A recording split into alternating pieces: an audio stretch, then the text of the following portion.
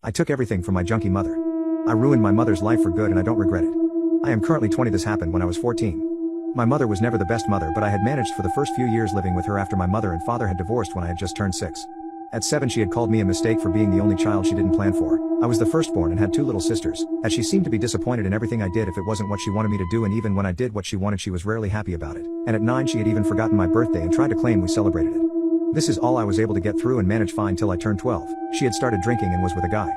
This guy at the time I had was a pretty decent guy. He always seemed extra nice to me, and it wasn't till years later that I realized he had been grooming me, but that is a story for another time. When my mother started drinking, all hell broke loose. She slowly stopped paying for hot water so she could buy alcohol. I was forced to boil water so we could take baths and wash clothes, and ended up getting burned on my chest pretty bad from a spilled pot of water. I had to treat the burn myself despite not knowing what to do and being bedridden for a week before it stopped hurting enough to actually get up and walk around. She would also pawn off my stuff so she could use the money from that as well, and eventually, she cheated on her boyfriend with a girl who I'll call Lily. Lily was awful. She and the guy got into fights a lot since he had to stay at the house and couldn't move anywhere. There was times when me, this tiny 12-year-old, had to lock my little sisters in their rooms so they wouldn't see what was happening, and then would have to clean up blood from bites and broken glass. He eventually left after a very bad fight. I thought things would get better, but it seemed since he was gone Lily was mad she didn't have a punching bag anymore, so turned onto me instead. She would instigate me or just simply start a fight. Most of the time it ended with me pinned to the floor, and my mother would have just watched it happen. Sometimes would even seem proud of Lily for beating up a child.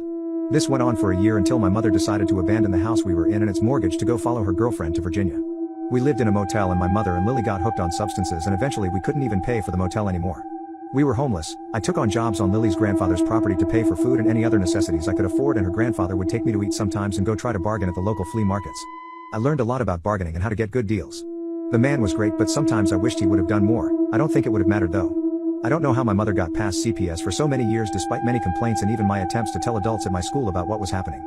That entire time my father didn't know what was going on. She kept telling him that me and my sisters didn't want to talk to him. She was using the child support to pay for her drugs and alcohol, so I was left paying for food with what I would earn, and it was not a lot. Definitely not enough for 5 people. I spent many nights skipping meals.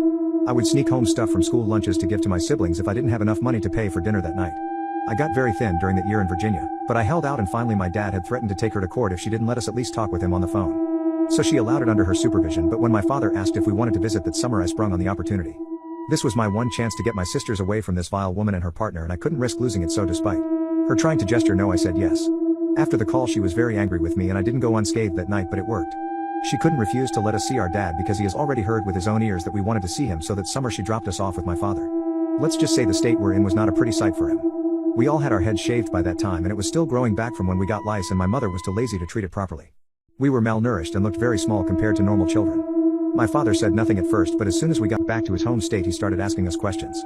I told him the whole story and how I didn't want to go back with her. My intention was to just get my father to take me and my siblings in, but karma bit my mother in the butt real nice. My father got in touch with my mother's side of the family and explained what was going on. They were very wealthy and ended up hiring a really good lawyer. My father married his now wife so that gaining custody would be easier, then spent the summer taking me and him to Tennessee for court dates and such, leaving my sisters with his wife upon my request so they wouldn't have to deal with something so terrifying as court at so young. We ended up taking everything from my mother: her only income, child support, her children, visitation rights. She had police after her for child neglect, child abuse, substance abuse, abandoning her mortgage, and more. After it was over I had felt so relieved. My mother of course had to leave me with one more FU by calling me on my 14th birthday, but it didn't matter, it was over and we were free from her and her psycho girlfriend. I cut all contact with my mother, and so have my sisters. The last 6 years have been rough, but it will always be better than the hell that my mother put me through. Now I am working as a cook/supervisor at a restaurant, helping my parents pay bills and saving to go to trade school for welding.